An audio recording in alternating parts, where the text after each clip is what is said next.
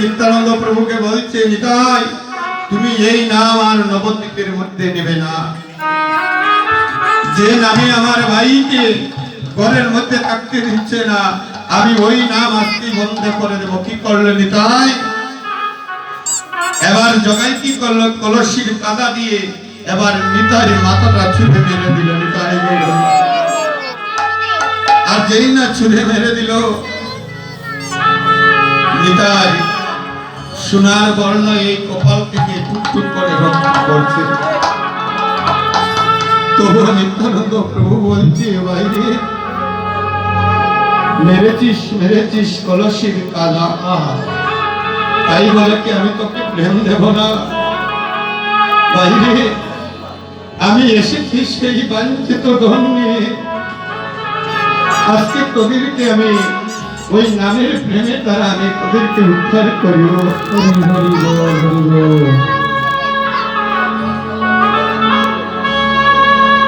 হরিদাস ঠাকুর তিলোর সঙ্গে এমন সোনার পুতুলিহার কপাল থেকে রক্ত দেখে হরিদাস আর ধৈর্য করতে পারলেন না। কি করলেন? মহাপ্রভুর কাছে গিয়ে বলছে, প্রভু আমার মনে হয় তোমার ভাই আর প্রাণে বাঁচবে না।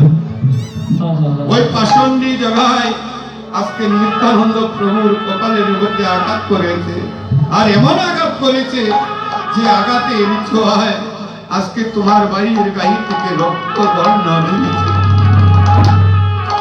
মহাপ্রভু এবার রাগান্বিত হয়ে ওই জগাই মাদার বাড়িতে গেলে আর সুদর্শন চক্রকে ডাকলেন। সুদর্শন চক্র, তুমি তাড়াতাড়ি এসে ওই জগাই মাদায়ের শিরচ্ছেদ করে দাও।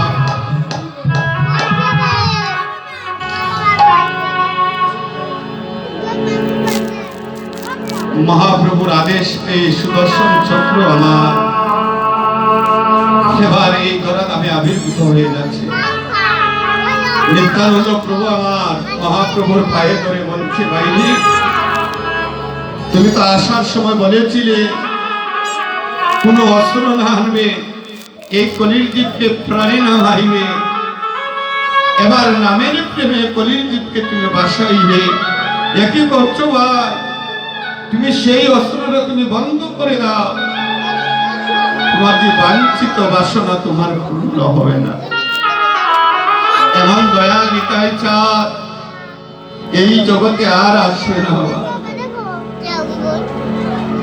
তাই জগাই চরণে ধরে বলছে, বাহিনী পায়ে ধরে বলছি, একবার ওই বদনে কৃষ্ণ নাম।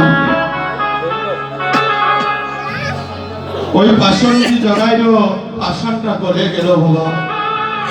কত পাহাড়ের পাষাণ নামের গুণে গলে যায়, আমাদের কলির দিনের মানুষের মন পাষাণটা সহজে গলে। তাই মহাজন বৈষ্ণব পদকবি বলছে, তোমরা দেখো নিতাই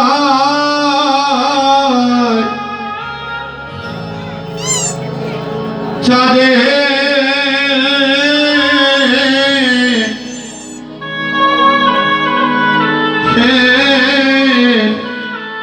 চাঁদের করুণা কলিনিধি। তোমরা দেখো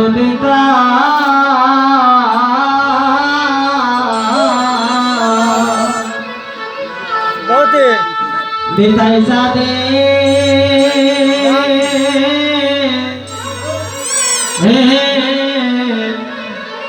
চাঁদের করুণা দেখো নিতাই,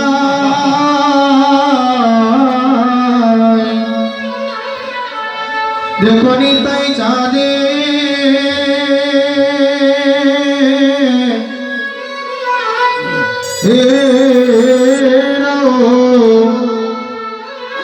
চাঁদের করুণা।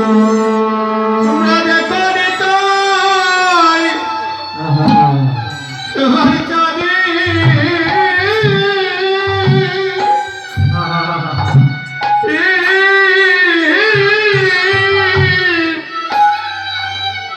ওই চাঁদে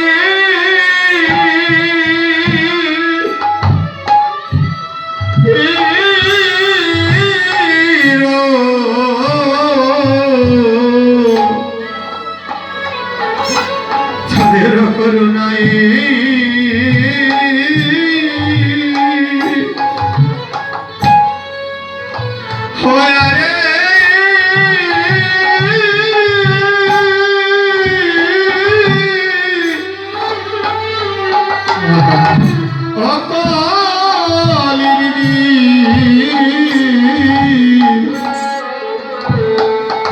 তোমরা দেখো নিতাই পিতাই ছাড়ি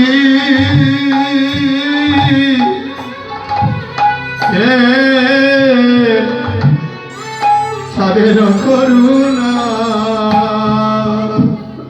তোমরা দেখো নিতাই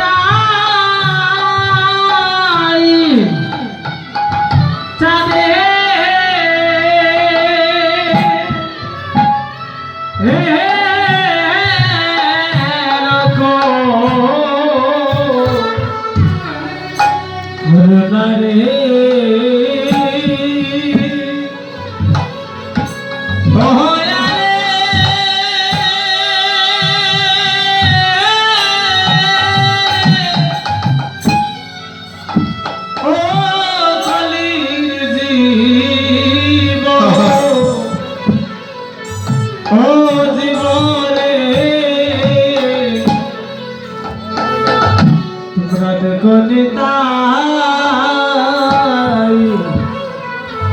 চাঁদে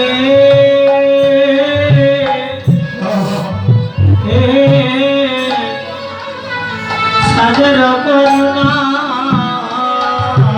তোমরা দেখো নিতাই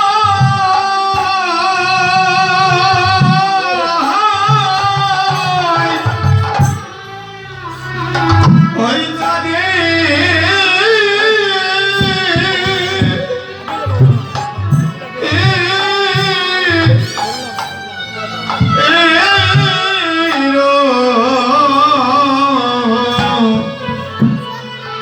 তাদের করুণায়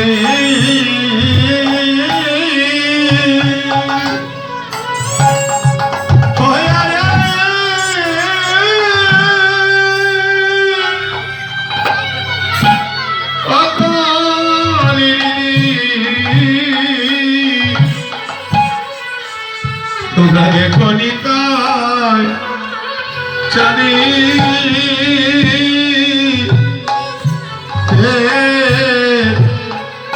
ওই চাঁদের